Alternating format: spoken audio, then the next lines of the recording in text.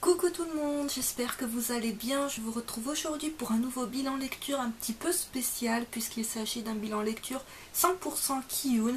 Alors ce n'est pas du tout un nouveau type de vidéo, mais il se trouve que mes 3 dernières lectures sont du catalogue de Ki-hoon. Donc voilà, je vais vous parler de ces 3 mangas. Donc je commence en vous parlant du tome 4 de Gisèle Alain de Suikasai, donc publié chez Ki-hoon. Donc il s'agit d'un seinen de genre, enfin c'est assez tranche de vie je dirais. Et c'est une série qui compte 4 tomes en cours au Japon. Et donc on a rattrapé la parution japonaise. Et il n'y a toujours pas de date à l'heure actuelle pour le tome 5 au Japon. Sachant que c'est une série dont le rythme de parution est super lente en France, de l'ordre de 1 tome ou 2 par an. Donc déjà je vous montre comme d'habitude la tranche du manga qui a conservé l'ancien logo Ki-hoon et le nouveau logo Ki-hoon qui je trouve fait un chouïa tache sur la couverture. Enfin bref.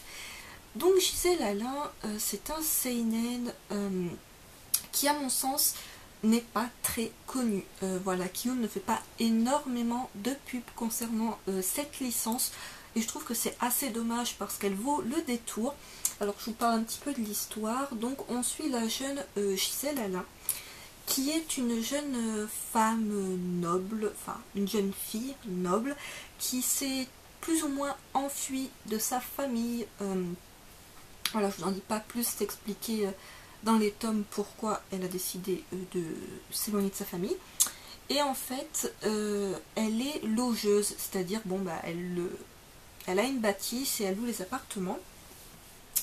Et un jour, elle décide de se reconvertir et de devenir femme à tout faire. Donc en fait, elle effectue différentes missions pour des gens, donc pour les dépanner. Ça va des trucs c'est vraiment très très varié. Et donc voilà, le manga ça consiste en ça, les différentes rencontres qu'elle va faire au cours de ses missions.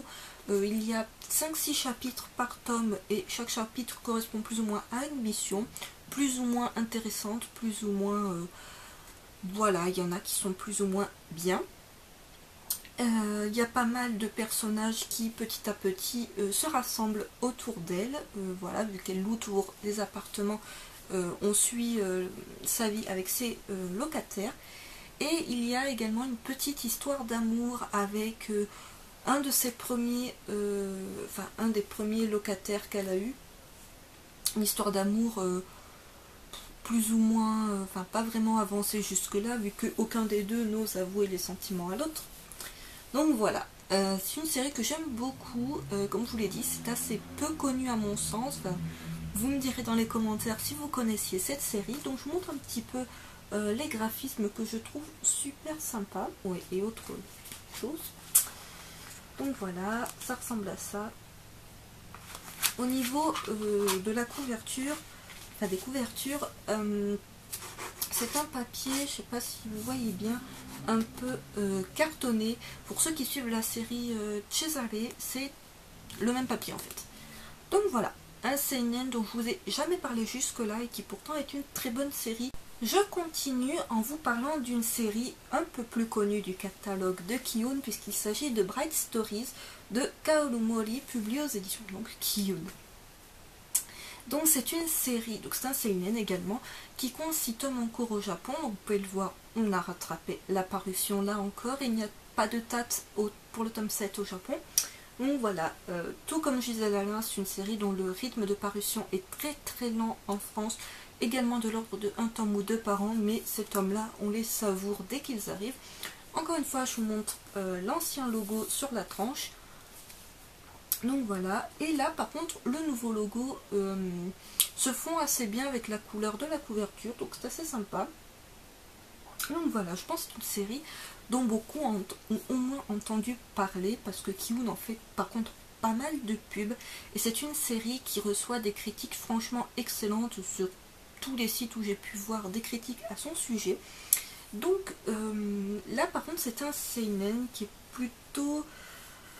c'est classé comme étant romance historique. Alors historique je veux bien, parce qu'en fait il y a ce côté, l'auteur nous raconte, surtout dans les premiers tomes, le quotidien de peuples nomades qui vivent dans ce qui est l'actuelle Mongolie. Ça change un petit peu, toujours Japon, Corée, là, on change un peu de décor. Et donc voilà, on suit la jeune Amir qui a 20 ans et qui au tout début de l'histoire est mariée, enfin son clan la marie, à un jeune homme qui s'appelle Karluk et qui a 12 ans. Et donc voilà, c'est le mariage arrangé entre clans pour des histoires d'argent, d'alliance, etc. Et on va suivre donc leur quotidien, les coutumes de ces peuples nomades. C'est franchement très bien décrit et super intéressant. Et donc à partir de ce tome 6, en fait, le manga prend une tournure un peu plus dramatique. Dans le sens où dans le tome 2, pour ceux qui suivent la série, on avait un début de bataille qui s'annonçait parce qu'en fait la famille de Amir veut la récupérer. Car ils veulent la marier à quelqu'un d'autre, faire en fait un mariage plus intéressant pour eux. Sauf que bien sûr, elle ne veut pas, son mari ne veut pas non plus. Et donc voilà, pour l'instant ça en restait là dans le tome 2, on n'en parlait pas plus que ça. Et dans ce tome 6, en fait, cette plus ou moins guerre va commencer avec différentes alliées, différentes trahisons. C'est franchement superbement décrit. Alors, je vous montre les graphismes parce que c'est vraiment une des forces de ce manga. Par exemple, pour vous donner une idée des graphismes,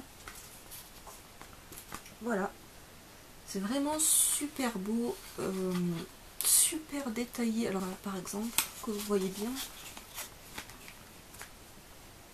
Donc voilà, Bright Stories, pour ceux qui en ont entendu parler, mais qui n'ont jamais osé commencer la série, ben, je vous la conseille vivement, parce que bon, pour son côté historique, super intéressant, parce que voilà, on sent que c'est quand même, c'est pas totalement inventé. Le côté histoire en lui-même, l'histoire est ultra prenante, donc on suit aussi bien Amir et Karluk, on suit d'autres groupes nomades, on suit par exemple deux jumelles d'un autre clan qui vont se marier à deux frères. Bon, c'est assez, il y a des passages très drôles, des passages moins drôles. Bref, un manga très complet, un seinen vraiment excellent, qui mérite les excellentes notes qu'il peut avoir sur différents sites. Je conclus en vous parlant d'un shonen dont je vous ai déjà parlé dans de précédentes vidéos, puisqu'il s'agit du tome 3 de Scumbag Loser de Mikoto Yamaguchi. Donc c'est une série que je suivais, je la suivais même avant qu'elle soit publiée en France. J'avais super hâte qu'elle soit publiée. Voilà, le synopsis me donnait franchement envie. Donc là encore, je vais vous montrer, voilà, sur la tranche, on conserve encore l'ancien logo Kiyun. Et là, le nouveau logo Kiyun qui s'insère super bien sur la couverture. Voilà, c'est dans les mêmes teintes. Donc c'est super bien fait, je trouve.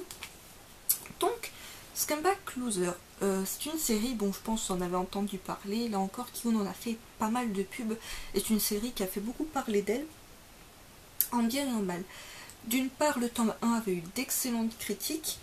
Le tome 2, j'ai été, comme pas mal de gens, déçue, parce que autant la fin du tome 1 promettait pas mal de choses, et le tome 2 était un petit peu décevant. Et ce tome 3, ben, il répond à toutes nos attentes, il répond à toutes nos questions, à tout ce que l'auteur a pu développer dans les deux premiers tomes. Ben voilà, c'est franchement très bien abouti. La fin est très sanglante, je vous avertis, c'est une bonne fin. Franchement, j'avais peur d'être déçue en me disant une série aussi courte, l'auteur va sûrement me bâcler la fin, ça va pas être top. Mais non, la fin est super bien amenée. Bon, il y a quelques petits défauts, c'est sûr, le tome n'est pas parfait, on s'en rend compte quand on lit, voilà, il y a quelques points qui auraient mérité d'être un peu plus développés, mais voilà, l'auteur voulait s'en tenir visiblement à 3 tomes, donc il y a certains trucs qui sont un petit peu passés au placard, à la trappe, c'est pas bien grave, c'est un manga qui reste appréciable jusqu'au bout. Voilà, il y a franchement pas mal de suspense quant à comment tout cela va se terminer. Pas mal de révélations, beaucoup de flashbacks qui remontent bien en arrière pour vous expliquer pourquoi certains personnages sont devenus ainsi. Je vous cherche... oula. C'est assez difficile de vous trouver une page qui ne soit pas spoilante parce qu'il y a franchement énormément de révélations. Allez, par exemple, c'est pas très spoilant. Les dessins ne sont pas vraiment... Enfin là, vous voyez sûrement pas très bien. C'est pas ce que je trouve qui fait vraiment l'extrême force de ce manga. C'est plutôt voilà tous ces rebondissements, ce côté un peu fou de l'histoire. Alors d'ailleurs, à ce propos, l'auteur nous dit... Parce qu'après, vous avez la fin, qui est assez surprenante, donc je vous en dis pas plus. Vous avez un petit chapitre post-face. Et vous avez un petit mot de l'auteur qui vous dit: si vous avez été traumatisé à la lecture de ce manga, ça veut dire que vous vous souviendrez sûrement de cette histoire toute votre vie et il n'y a pas plus grand honneur pour un mangaka. Donc voilà, vous me direz si vous l'avez lu, si ça vous a fait cet effet-là. Personnellement, oui. C'est une histoire que je retiendrai, dont j'avais peur d'être déçue parce que bon, quand j'ai vu comment tourner le tome 2, je me suis dit oula, on va perdre l'auteur. Mais non, voilà, une série qui s'achève super bien et que je conseille d'autant plus à présent que j'en ai lu la fin.